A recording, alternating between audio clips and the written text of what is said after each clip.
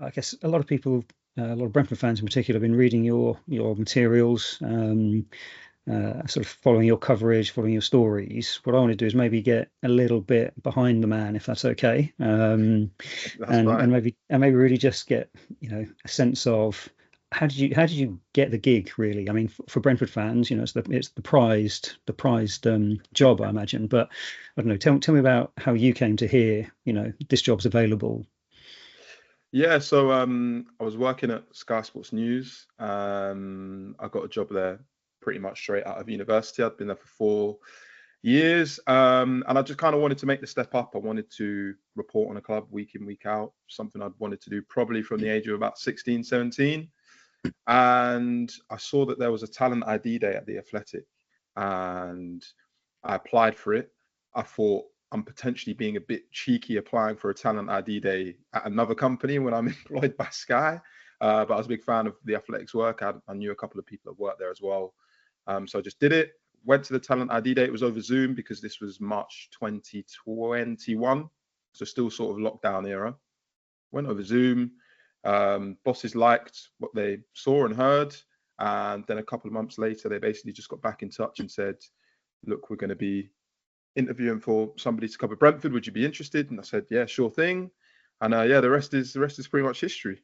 Okay, now I'm going to ask you a question. You need to be honest. It's like you heard them say the words Brentford. What was your real reaction?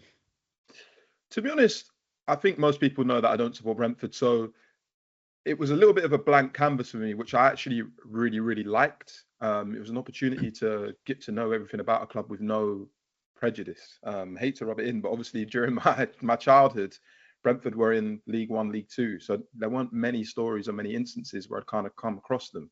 I knew of a couple of players like Josh Da Silva, Ollie Watkins, and Boomer and things like that. So I knew literally the very tip of the iceberg, and so I quite like the challenge of just jumping in and kind of trying to learn everything from scratch. So that's the honest truth. Okay, I mean, I think you covered my question. I was going to say, what did you actually know of Brentford? And it sounds like probably most of the rest of the population before we got promoted to the Premier League, not a great deal, other than perhaps four pubs on the corner of the ground. Yeah, I knew about the four pubs on the corner. I had, because I worked at Sky, I remember thinking I need to try and go to see Griffin Park before it closes. Unfortunately, I didn't get the opportunity to do that. Obviously, I never knew that a few months later I'd end up covering Brentford, but that's one thing that if I could go back in time and change, I'd make sure that I went to Griffin Park. Um, Obviously, heard whispers about Moneyball, but didn't fully know how it all worked until I started covering the club and starting to speak to people. And then obviously I did the documentary last year, which we can touch on later, and Yeah. actually learn what some of the specifics of that look like. So yeah. Okay. And actually, I mean, for me, it's interesting. You talk about covering the club, and we see the pieces that you write. Could you give us maybe a sense of actually what is your day to day? What is covering Brentford actually mean? I think let's say it's a Monday morning and there's just been a game at the weekend. The first thing that I'll talk to my editors about is there anything from the game that we should follow up on? Was there a controversial VAR decision? Did somebody have an amazing game? Is there a serious injury that needs to be checked up on? And then that will kind of determine what's going to happen for the next day or two, making phone calls, trying to find out what's happened, or let's say Yeho Yarmouk, for example, has just made his debut. Is there anything more that I can tell people about this, Mhm. Ukraine youth team player who's kind of, well, not come out of the blue, but will still be quite an unknown quantity to a lot of people? Can I, dig into his background a little bit and explain it? And then obviously you'll have a press conference on a Friday. Sometimes I'll ask Thomas Frank questions for pieces further down the line, whether that's a tactical piece or something about behind the scenes at the club. And then obviously news just happens whenever. I remember in that first season I covered the club. I think it was like a Tuesday night at 8 or 8:30 when the David Raya news broke that he was going to be out for a few months, requiring Yeah. surgery. Obviously, you then go into, okay, what does this mean for Brentford? What's Alvaro Fernandez's background? So you have a loose plan, and then one bit of news normally just Yeah. destroys that plan, and then you just got to be very flexible and think on your feet. Yeah, and just picking up on that, obviously you've mentioned the rare story, we've had others. I guess what actually makes a good, interesting story for Brentford? What is it that you can really sell to your editor? Because I imagine it's very different to sort of the clickbait news that you get with the big six. So is it harder or is it easier, or how do you really frame the tales you want to tell?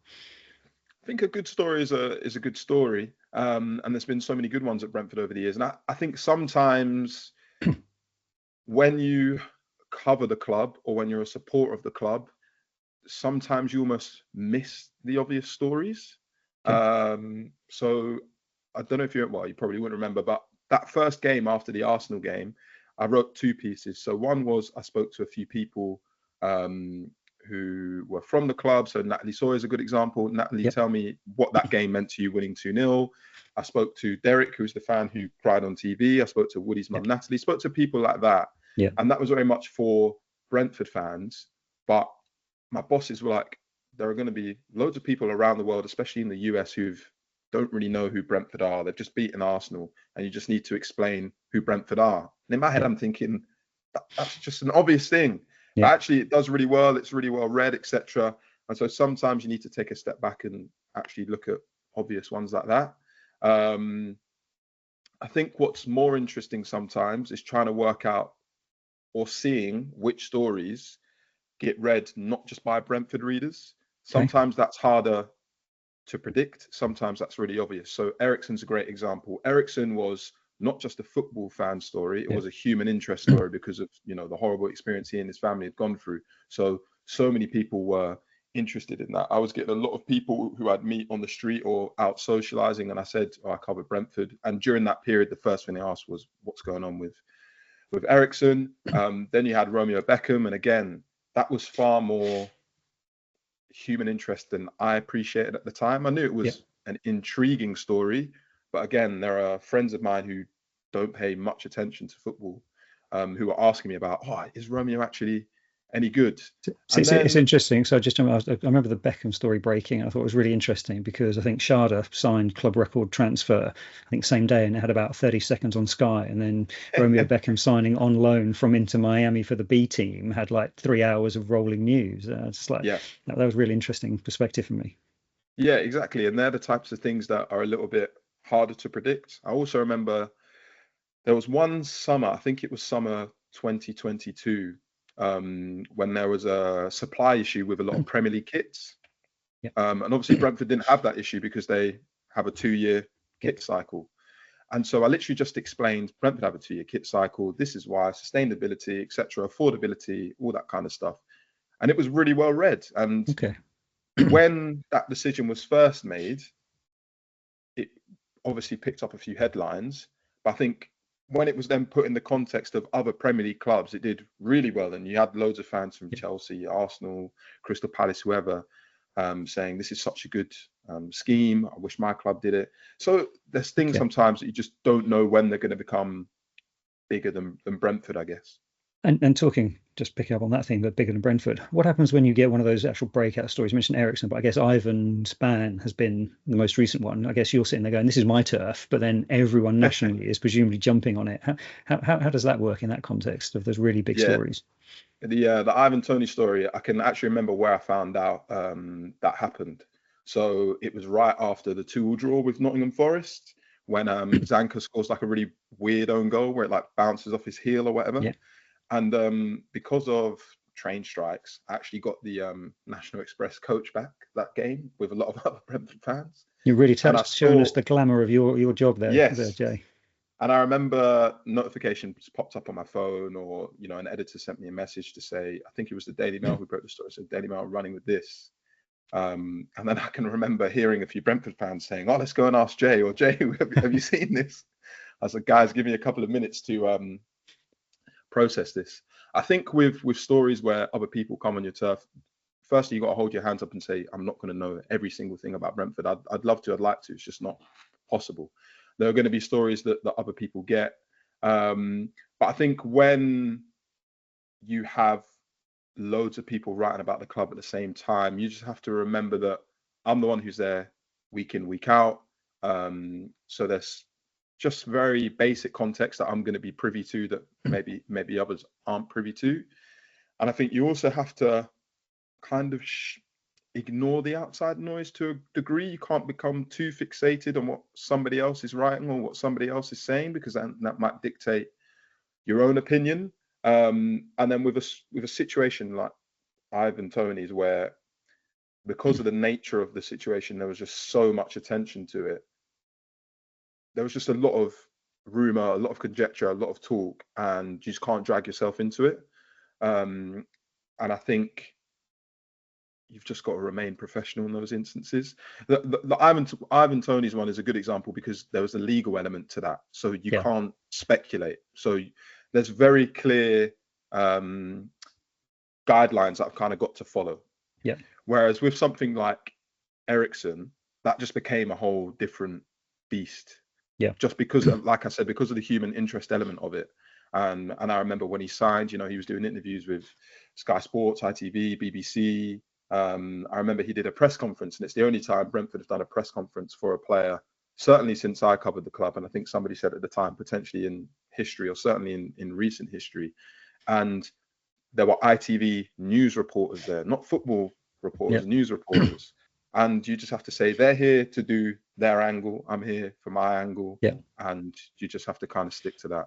Yeah. And just picking up on that press piece, I mean, I remember hearing, I think the club had said that they took a sort of determined view that they were really going to be open with the press, and Chris Wickham and the press team, and they said, right, we're going to give everyone access to Thomas and the club generally. Has that been your sense? Has that really been a sort of marked strategy and difference to how other clubs approach things? Yeah, I mean, I can't speak too much what other clubs do, but of course, certainly, I'm really grateful for the way that the team at Brentford have treated me and looked after me, basically. Of course, there's always going to be times where what I do conflicts with what they do. That's just how journalists and press teams work. But yeah, I do agree. They were very much ask as many questions to Thomas in a press conference as you please. In other places, you might get limited to two or maybe even only one question. So I think straight away that gives me and others the freedom to ask slightly different questions. We don't just have to focus on the news element of it. We can dig into tactics, or I can ask about a very specific player a little bit more. The team's been really helpful in mixed zones after games, bringing players for me. It was only a couple of weeks ago after Keane Lewis-Potter scored against Luton. I asked somebody, oh, please, can you grab KLP for me? And it was basically as he was not running out the building, but he was just about to leave the building, and grabbed KLP, and KLP spoke to me, and we had a good 5 minutes. So instances like that have definitely really helped my job. So I can only be grateful. And just jumping on the press conferences, I guess, as a fan, we probably don't get to see what happens in the press conferences, and we see the stylized view, the Ted Lasso type where, the reporter stands up, asks a question. What's a Brentford press conference actually like? How do you get noticed? How do you get your time? Well, they were on Zoom when I first started. So they were their own, unique, random, whatever you want to call it. Just because you had a lot of people dialing in from the US, you had a lot of people dialing in from, different countries. And obviously, anybody who doesn't really cover the club can just jump on multiple Zoom calls in a day and do loads of different press conferences. Whereas the actual physical act of going to Osterley and going to the training ground requires just a little bit more effort. So when you do that, I don't want to disrespect my colleagues, but I think when you're going to a press conference in person, you're probably just a little bit more well equipped on the club. You're probably going to be a bit more of a regular. In terms of how they work, everybody kind of ends up having their defined roles. If it's broadcast, so Sky Sports or BBC or PLP, those guys normally go first. And so they often ask the heavy hitting questions, whether that's about a player's future, a manager's future, VAR, or a Premier League vote that's taken place on a particular rule. So it's kind of up to the rest of us to ask slightly different things.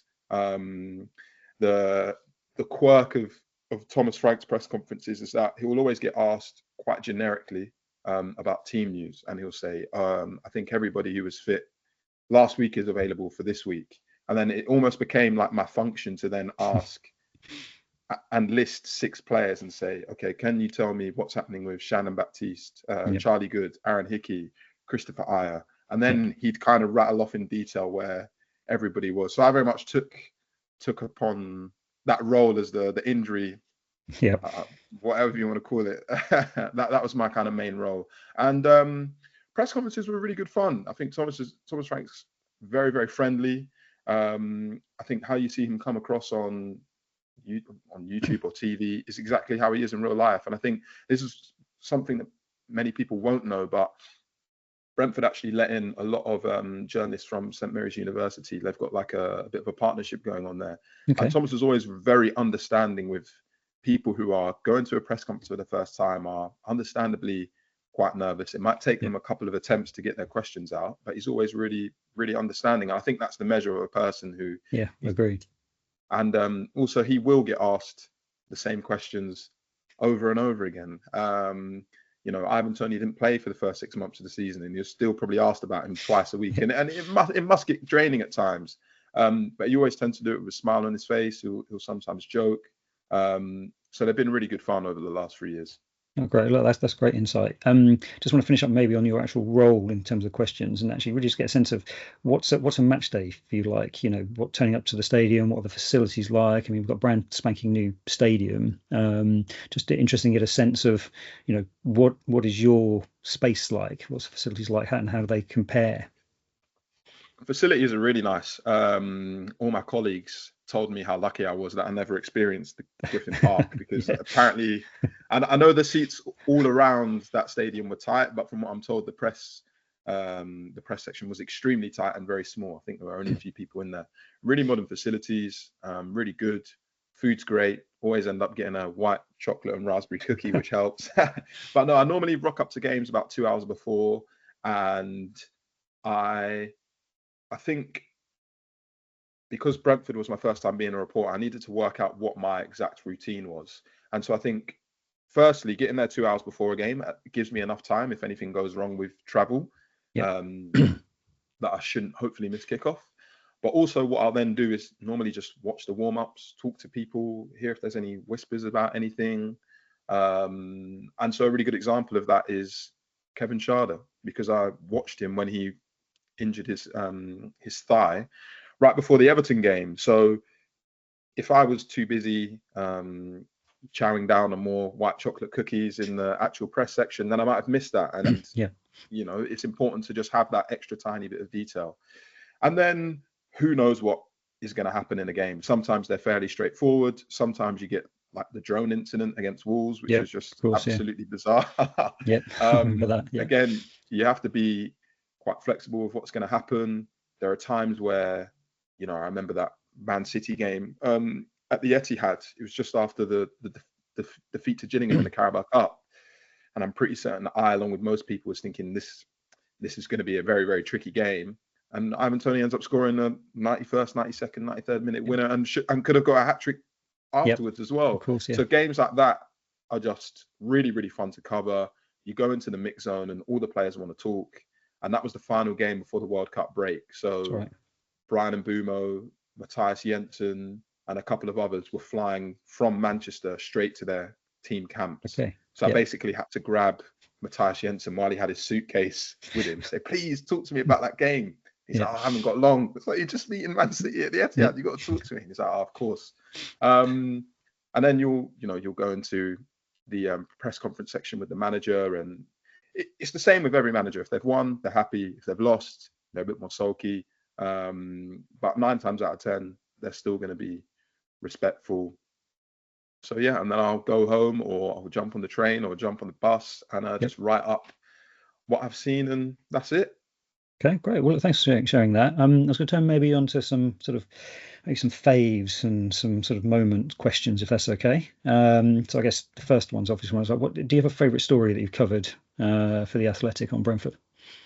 Yeah, I was thinking about this. I've got two, and for two very different reasons. So I'll start off by saying that when I got my heart scanned with part of the Heart of West London scheme that the club do, and spoke to Suzanne Rowan about Rob Rowan's story, that just felt to me like a piece of journalism I hadn't done before, because it's not about what happened on the football pitch. It was about the impact this has on people's lives, and trying to educate people about that. So I always felt quite proud of that piece of work. And then a couple of months ago, unfortunately, a friend of mine passed away. He was playing football, and he Wow. just collapsed on the pitch. So then it became, okay, I now have an even stronger Yeah. connection to this story. And I remember, telling my parents and then my girlfriend, and everybody said, well, it's a very good thing that you did that story with the Heart of West London and with Suzanne, and got your heart screened and have a little bit of knowledge about what to do in that situation. So the fact that it came full circle for me, it was important to me anyways, and it's only been taken on an extra layer of Yeah. No, importance. I And understand. then Yeah. we've spoken about it a lot, but Ericsson was truly something I could never have imagined, because I broke that story as well. So that's basically the first story I ever broke as a journalist, and Wow. there So was it's huge quite a nerves. high point, quite a high point for breaking story there. Yeah, that was my career peak. 6 months in, and I won't lie, the nerves I had when I kind of hit send on Twitter and Instagram, because I'm like, what if I've just got this completely wrong, Yeah. Yeah. and I get absolutely shot down in flames, and people are laughing at me. And then obviously my phone just started exploding with notifications.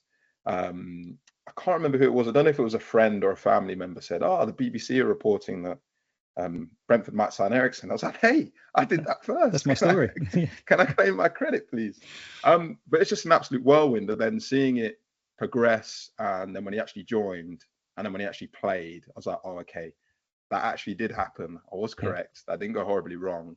And then also, obviously, he's now playing football for Man United. He's playing at the Euros, and we kind of just take it for granted and we've forgotten about it. But at the time, there was so much concern about whether he should play Yeah, of football course. again, and people were worried about what was going to happen. So actually, to see him return, to see him play at a way better level than anybody expected, and kick on, I think was really, really, really I special. know that was And he that. I mean, also, that was just a ridiculous story. I mean, in the Brentford history, it's like, blew my mind as well. It's like we've got, one of the best players in the world who's playing for Brentford. This is yeah, madness. and it was only 13 games, but there were 13 really, really special games. Yeah. And, the team went to another level. And, you heard people like Ivan Toney saying how good it was to work with him, etc. And it just really was, that first season was very special. And that just added the cherry on top to it. So those are the two stories I think that are my favorites. No, I can, well, understandably as well. So thanks for showing that.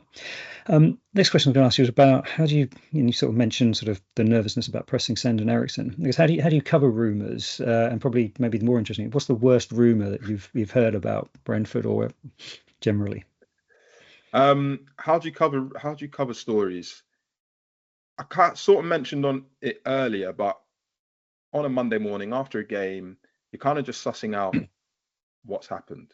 So, for example, Rico Henry injures his knee against Yeah. Newcastle United. It's a very obvious situation where you need to try and find out and speak to people about what's happened there. So sometimes it's quite easy and it's obvious where to look for. Sometimes you just see whispers about things, and you see like a little trail of breadcrumbs, for want of a better Yeah. way of phrasing it. And you just kind of tentatively ask people questions. And that takes time to build up relationships with people at clubs. You've got to put a lot of effort into meeting up with people to do that. And then when it comes more specifically to transfers, that's a really hard situation, because the way the transfer rumors have been covered in the journalism industry over the last few years has changed completely. Like, it's almost become its own Yeah. separate sub franchise of sports journalism. There are people who are just simply obsessed with it. And so there's so many rumors from so many different places, it becomes very hard to drown out all of that noise. But I think when you cover a club like Brentford, who have a very clear and defined policy on who they sign, it becomes much easier to say, I think this rumor is nonsense. I think this rumor might be true. Yep. And so the best example I can give you is, I remember, I think it was only my first month or two on the job, but Brentford were linked with signing Andreas Cornelius, who I think was playing in the Turkish top flight at the time. So firstly, he's Danish. Okay, so straight off that alone, Yeah. Okay, this could be a potential story. But then he was 29 at the time, and I think the fee that Turkish media were running with was 15 million pounds. So I said to myself, okay, I don't know too much about Brentford at this point. I'm still early days into my job, but Brentford tend to sign players under the age of 24. Their club record signing was 13.5 million for Christopher Ayer, and I don't think Ayer had even joined at that point. Maybe he had. I can't fully remember. This feels like a bit of a stretch. This feels like maybe it was true and the deal never happened, but in my eyes, that was kind of a story where I thought, okay, on 2 out of 3 things here, it's failing. He's way older. The price is not quite right. Is it just because he's Danish and it's an easy link? And so I just kind of ignored it. And yeah, he never joined Brentford. So I feel like, okay, that must have been right. But then, yeah, there's other stories where you think, okay, that makes a little bit more sense. But I think also the truth is Brentford and other teams probably look at so many players. They're probably interested in so many players. The actual real skill is finding out when they've actively stepped up that interest and submitted a bid, or maybe they've met with the players' reps. That's more difficult because we know that Brentford monitor, thousands of players around the globe. So they probably are interested in some random Belgian player in the German Bundesliga or something like that. But is it genuine interest? Is it going to materialize into a deal? That's a little bit tricky. So I think over time, I've been doing this for 3 years now. You just kind of learn and become a little bit wiser as to what you should dig into and what you can probably put in the box, which says, I don't think this is too serious. No, makes sense. And you mentioned, okay, three years. So I guess I've got to ask you, although you've admitted you're not actually a Brentford fan, do you actually have a favourite moment or a favourite game as a fan, or do you have one as a journo, or both? Yeah, I mean, I'm not a fan, but obviously I'm massively connected to the club. Like I said, it was my dream from about the age of 16 to become a football reporter and cover a club week in, week out. And I've done that for 3 years on Brentford. So for that alone, that's always going to be, the club is always going to be a little bit special to me. That opening game against Arsenal, I just remember thinking like, wow, like I've done it. I've kind of like achieved my dream. And I'm here for a really historic period in Brentford's history. This is their first game in the top flight in 74 years. It's their first game in the Premier League. I always tell people as well, because I think people forget, that was the first Premier League game, I think, in 18 months with a full crowd post-COVID. Of course, yeah. So actually, from a social aspect, it was a huge moment as well. It was a Friday night. Everybody was watching. I went on TV for the first time. It was like, I can't help but not have special memories. So, of course, the Arsenal game will always be up there for that. The applause for Rob Rowan, Thomas Frank hugging Wooding at the end. I don't know why, but I just have funny memories of the FA Cup game against Port Vale. I think just because it was the other end of the country. I'd never been there before. Didn't really know what to expect. And it was just one of those games where the best way I can describe it was just good vibes. I think Marcus Forss scored that game. Mads Bidstrup played amazingly. And I thought maybe this is going to be the time where Bidstrup breaks into the first team. And then I don't think he ever played for the club ever again. The Man United 4-0 game, that was just unbelievable. But also, even the week before that, where Josh Da Silva scored that late equaliser against Leicester City, because, like I told you before, Josh Da Silva was a player I was aware of before I started covering the club. I did the first interview with him after his injury, where he spoke about how debilitating it was. It was a really complicated rehab process. He comes back, he suffers a hamstring injury. And so to then begin the next season by scoring a last-minute equaliser, that was a really cool moment. That was as well. Ivan Toney's hat-trick against Leeds. I remembered so much, so many good moments. Even Ivan Toney, playing for England for the first time.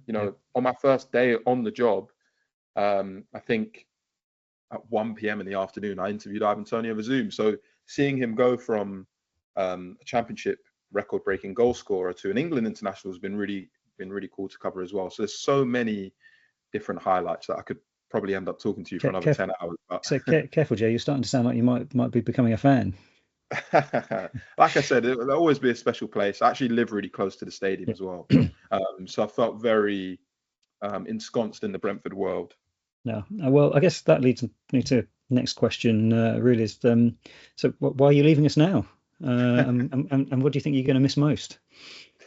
I think I always knew that I wanted to cover a top six side and go to Europa League games and Champions League games. So when that opportunity came up, just felt like it was the right time. You know, I'd been to the World Cup, been to AFCON, and had a little bit of a taste of going on trips abroad. Maybe if Brentford had qualified for the Europa League last season, who knows? Things might be different. So yeah, just felt like it was the right time to kind of make that step up. And what am I going to miss the most? I think just lots of people think that their clubs are community clubs, and I genuinely think that is the case with Brentford. I think because um, you know, you can only fit 17,000 people inside the stadium. I think that kind of helps. Everybody sort of knows everybody.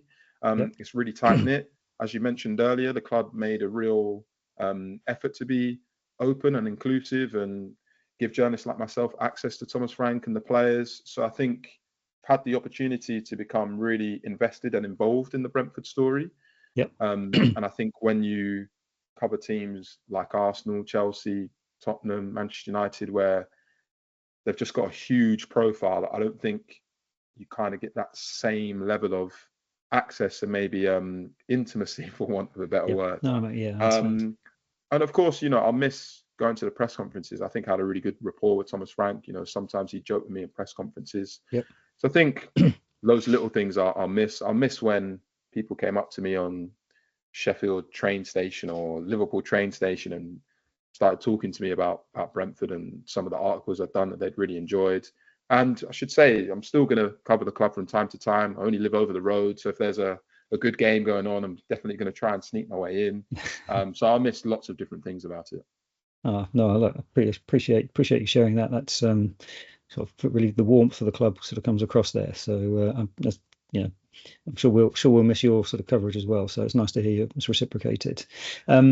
Just a few closers, actually, if you've got a couple more minutes. You came new to the club, Brentford. Obviously, for many of us old lags, it's been, you know, the thin and the thinner. We've been there through, you know, many years. You say back in League One and League Two, but obviously there's been a huge wave of interest and new fans. Are there any sources that you'd recommend for new fans coming to Brentford to read or listen to or follow to really just get a sense of? I mean, obviously, other than all the J. Harris Athletic articles, but is there anything that really helped you to get up to speed? Just maybe that you could share with those people who are coming to Brentford as new fans. Yeah, definitely. Jonathan Birchall, really helpful. Yeah, Got in contact with me pretty much probably the very day I started covering Brentford, and has routinely and regularly sent me through stats, and he yep, sits quite near the press box, so he'd normally come up to me at halftime and chat and yep, tell me a little nugget of information. So massive shout out to Jonathan Birchall. Greville Waterman, definitely read his book, Bus Stop in Hounslow. Greville's been really yep, helpful and supportive as well. Obviously, some of the Besotted boys have written some books which I've bought and read. yep, So people should definitely check out that. But I think those books are a little bit more in the 70s, 80s, 90s, but it definitely gives you a good idea of what the club's been through to get to the promised land of the Premier League. yep. And then obviously Bees United's been a really good resource as well with some of the interviews you do with people. So there's lots of different things out there really. And of course, Access All Areas, the Brentford audio documentary I did last summer. Of course, yeah. You've got to plug that one again. Yeah. Other than football, which sounds like you've got real passion for in terms of you play it, you know, sort of yourself, you know, you're really into it. You've covered AFCON, etc. Any other sports that you watch or follow other than football? So when I was at Sky Sports News, I had to have a pretty good knowledge across all sports, which was a challenge for me at times, I must confess. Golf is definitely not my strongest point. My family originally from the Caribbean, so I've got a very loose interest in the West Indies cricket team.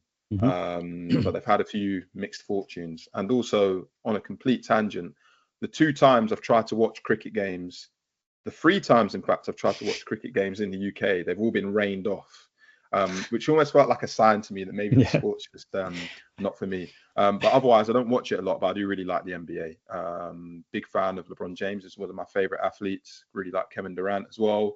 yeah, It's just impossible to watch because of yeah. the timings.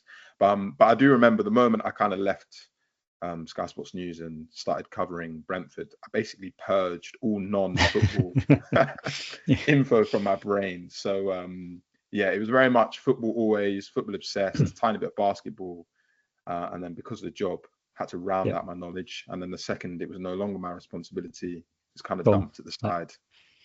Okay, another couple of just quick questions then. Bees badge or the castle badge? What's your preference? Bees badge, I think. I The like it. bees badge. You like that? Okay. Yeah, and also I should add that so my gran is now officially a Brentford fan. She never supported a football team her whole life, and Great. she's been converted to a Brentford fan and confirmed she will still follow Brentford. And over the last couple of years, she's bought me a lot of bee-related merchandise, for want of a better word. So Yep. I'm currently actually sat on a cushion that has like "Be Happy" on it. For example, she's bought me like bee pins. So let's go with the bees. Definitely. Okay. Enter Sandman or Hey Jude? Hey Jude is really special, so I'll go Hey Jude. Okay. And final question, Jay, before I say thanks for giving up your time and sharing some of your thoughts. Prediction for what holds for Brentford for the future next season, or maybe in the next few years. Oof, big final question to end on. I'll try and tackle it bit by bit. I'll start with um, Thomas Frank because he's been a hot topic in the last couple of Yep. weeks. He's obviously had interest from Chelsea and Manchester United. I think club's been really lucky to keep hold of Thomas Frank. I think he's a really, really good manager. He's proven that to get the club promoted into the Premier League, to keep the club in the Premier League. There's obviously been a few sticky patches, but he's managed to guide them through it. And I do just wonder if we're getting closer and closer to that date where, unfortunately, he leaves the club. A couple of years ago, it was interest from Leicester City, Aston Villa, Southampton. But when he's getting linked with Man United and Chelsea, that is another level above. And, you wouldn't blame him for being interested in that. So I think that's something we need to keep an eye on. But for now, it looks like he's staying. And, if he ended up staying for his whole or the rest of his coaching career at Brentford, I think that'd be a wonderful story as well. Yep. I think, obviously, we kind of expect Ivan Toney to leave. So it'll be interesting to see how the team adjusts. I'm looking forward to seeing Igor Thiago, though. Yes. And I think with everybody fit next season, Thiago, Schade, and Mbumo, Keane, Lewis Potter, Visser, I think that's a really exciting lineup. And again, that's another reason why I want to keep going to games at the GTEC, so I can check that out. And I think lessons would have been learnt from last season. It was really tricky.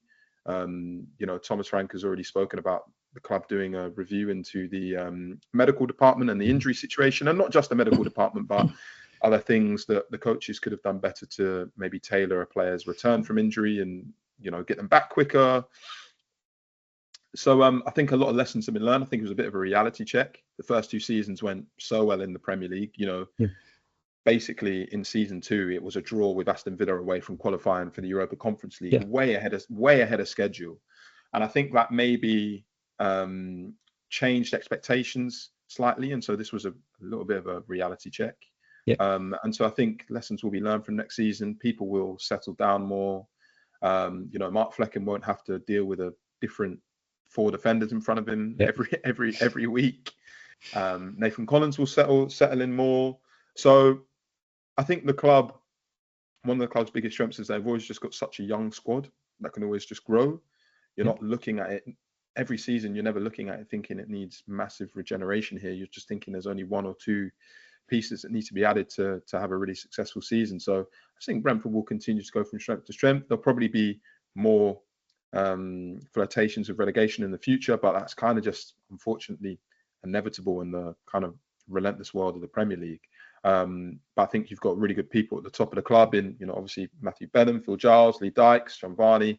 So I think with those guys leading the charge, they've obviously been there for a long time too, which helps. I think the club will continue to go in the right direction. That's a great positive note. I was going to say if you had some big predictions, whether we'd have to come back and revisit them in a year and call you out on them. But that's all great. It's a great positive note to end on. So Jay, look, I can only say thanks for sharing that. I found it really interesting just to get a sense of what the job is, because we obviously only see the output. So thanks for sharing some of that insight into what you do and how the club is. So really, really enjoyed the conversation. Thank you. No, my absolute pleasure. Thanks for having me on. It's been good to kind of reflect on the last 3 years, and just thanks to everybody who who listened to my work, who read my work, who came up to me on the train. And I always would get people who like apologize when they came up to me on the train, but I really loved it. That's why we watch football, right? We talk to people Yeah. about it. We meet new connections by it. And so for that, yeah, I've definitely felt blessed the last 3 years. So yeah, thanks again. No, it's a pleasure. Thanks very much.